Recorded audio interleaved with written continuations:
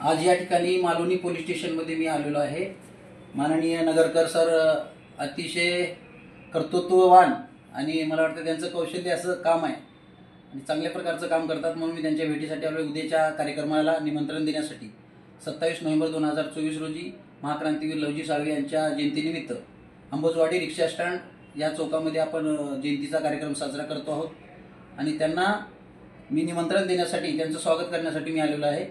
आणि माझी एकच विनंती आहे की मातंग समाजाच्या वतीने भारतीय नवनिर्माण लवजी सेनेच्या वतीने आपल्याला एकच विनंती आहे की आमच्या महापुरुषांना विनम्र अभिवादन करण्यासाठी आपण त्या मंचावर यावं आणि लोकांमध्ये समाजामध्ये एक शांतता निर्माण होईल अशा पद्धतीने आपण काम करूया।